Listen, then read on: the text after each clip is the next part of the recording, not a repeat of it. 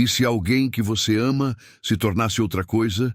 Christopher Abbott estreia como Blake, um marido e pai de São Francisco que herda sua remota casa de infância na zona rural de Oregon depois que seu próprio pai desaparece e é dado como morto.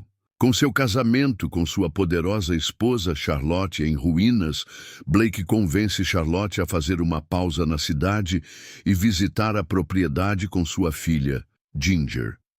Mas quando a família se aproxima da casa da fazenda na calada da noite, eles são atacados por um animal invisível e, em uma fuga desesperada, se escondem dentro de casa enquanto a criatura ronda o perímetro. À medida que a noite avança, porém, Blake começa a se comportar de maneira estranha, transformando-se em algo irreconhecível. E Charlotte será forçada a decidir se o terror dentro de sua casa é mais letal do que o perigo lá fora.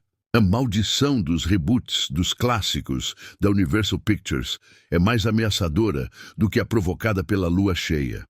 Enredos com a criatura de Frankenstein, Drácula e lobisomens não são tão raros de ocupar as telas de cinema, mas quando a intenção é revitalizar os monstros da produtora, com a Universal evidenciando resgatar um de seus períodos mais férteis e criativos, tudo fica bem mais complicado e decepcionante.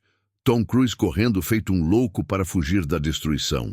De uma múmia que o diga. No entanto, em 2020, o Homem Invisível apareceu de maneira despretensiosa e surpreendente, partindo para um conceito atualizado, fortalecido por um contexto importante sobre violência doméstica, contando ainda com a atuação estupenda de Elizabeth Moss. Contudo, como diria Victor Frankenstein, um raio nem sempre cai duas vezes no mesmo lugar.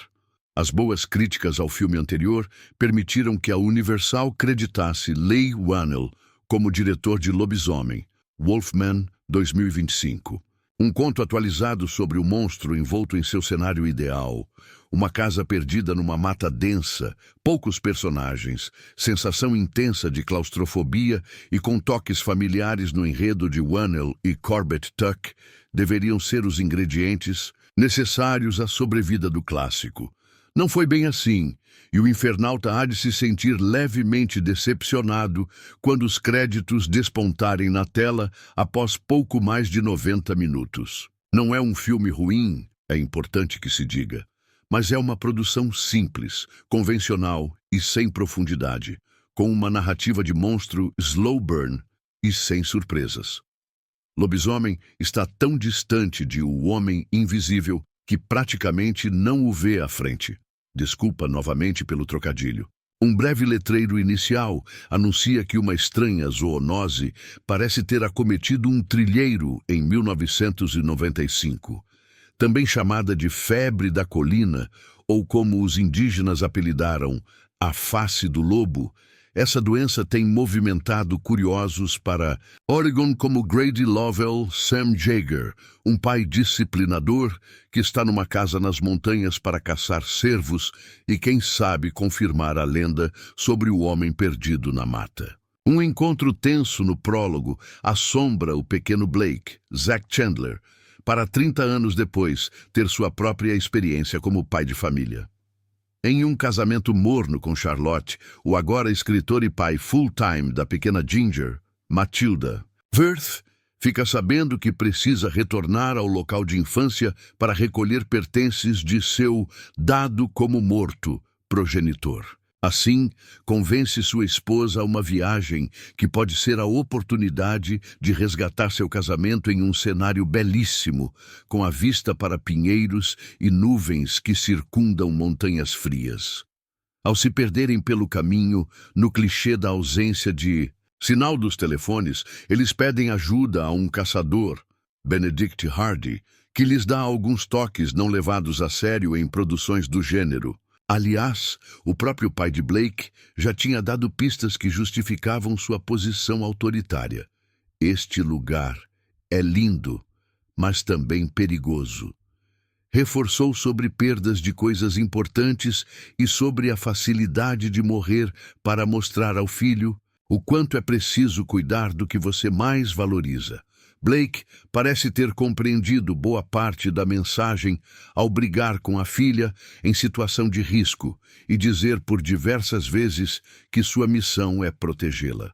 A relação entre pai e filhos é a principal metáfora de lobisomem, ainda que não seja profunda o suficiente. Se o homem invisível trabalhava a invisibilidade como base narrativa de um terror psicológico sentido por mulheres agredidas em relacionamentos abusivos, o quanto são ameaçadas até mesmo quando a pessoa não está visível. Em Lobisomem, a figura do monstro poderia ser substituída por qualquer criatura. Imaginei pelas prévias que o longa trabalharia o conceito da transformação como a bebida que afetou Jack Nicholson no Hotel Overlook.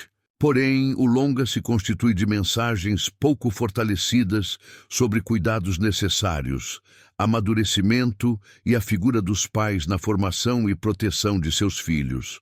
Ambientado em uma única noite, logo a família sofre um acidente na estrada, no clichê da atenção desviada por um segundo e uma aparição pelo caminho. E são obrigados a buscar abrigo exatamente na morada de Lovell. A tensão se desenvolve gradualmente, escondendo a aparência do lobisomem até quase o terceiro ato. Na luta pela sobrevivência e temendo as mudanças físicas de Blake, num processo que Whannell diz ter claramente se inspirado em A Mosca, The Fly, 1986, de Cronenberg, eles precisam se proteger da criatura que ronda a casa e encontrar um meio de fugir dali e buscar ajuda médica para os estranhos sintomas do pai. Inclusive, chega a ser estranho como a criatura consegue facilmente adentrar a moradia dos Lovell, sem nunca ter feito isso antes. Por que o garoto não teve mais experiências com o monstro até se mudar dali? A fotografia escura e a base de proteção de caçadores numa árvore também ajudam na atmosfera sombria. O cineasta trabalha bem as sequências em que o lobisomem está obscuro, com sons do lado externo, rondando a casa, ou quando o espectador percebe sua movimentação em quatro patas e na respiração. Com bons efeitos de maquiagem e quase sem CGI, algo que deve ser enaltecido no cinema atual, a reimaginação colabora para a veracidade da tal febre da colina. Mas muitos internautas irão torcer o nariz pela aparência de A Fera, de A Bela e a Fera. Talvez haja algumas pessoas que não gostem porque amam demais o lobo tradicional, mas essa era a abordagem que eu queria, revelou o diretor.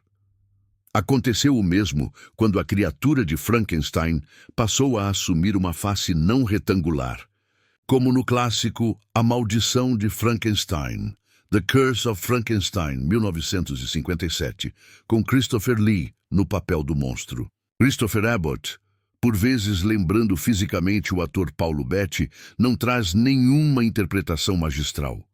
Aliás, deixa a desejar um pouco por não transpor as transformações de seu personagem na expressividade. O olhar perdido confunde o espectador sobre sua condição racional, mas não a família, que sabe quando deve se aproximar, colocar a mão sobre sua testa e ler suas intenções. Garner transpira sua personagem, uma mãe workaholic, sem presença no lar e sem proximidade com a filha, tendo uma transformação psicológica muito mais intensa que a física de seu marido. Com mais aparência de um causo de lobisomem que a revitalização do clássico monstro da Universal, o longa me recordou produções menores, mas também eficientes como Lua Negra, Bad Moon, 1996, em que a criatura ronda uma família e as relações são colocadas à prova. Lobisomem diverte pouco pela simplicidade e dinâmica desacelerada.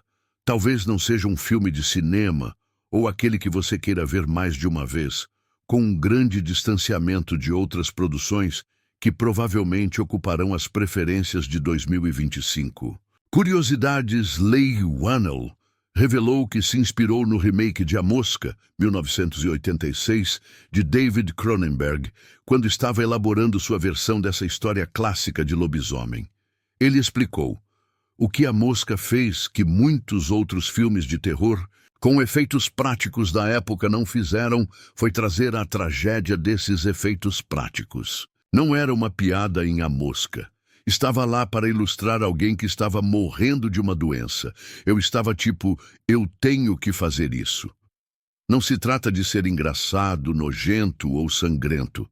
Isso é sobre a tragédia do corpo humano se desintegrando. Whannell também revelou que Julia Garner é a bússola emocional deste filme. E ela vai ser o que Shelley Duvall foi em O Iluminado, 1980. Você não fica assustado em O Iluminado sem Shelley Duvall. E então eu estava tipo, eu tenho que encontrar alguém que possa beber a empatia do público. E ela fez um trabalho incrível. Se você não entender que Lobisomem é um filme sobre nosso medo de acabarmos como os vilões de nossa própria história, então frases como às vezes nos preocupamos tanto em não traumatizar nossos filhos que viramos aquilo que os traumatiza, garantirão isso. As buscas por paralelos ao menos ganham um componente visual. Quando Burke deixa de ser capaz de se comunicar como humano e não entende mais a esposa, mas, à exceção do ótimo trabalho de maquiagem, o diretor deixa seu filme cair tanto na análise de si mesmo que esquece de deixá-lo intrigante, assustador ou empolgante. É até irônico que aquele lar, o suposto refúgio, seja tão prejudicial para o longa. O interesse de Whannell pode até estar nas representações, mas sua força como cineasta vem à tona mesmo em meio às perseguições, sustos e gritarias. Como na memorável morte por faca em O Homem Invisível, Whannell eventualmente encena bons encontros entre criatura e vítimas em potencial, localizando o Homem-Lobo como um stalker letal nas margens de uma tela novamente ocupada por árvores e campos pelos quais o filme caminha rumo a uma conclusão genuinamente triste.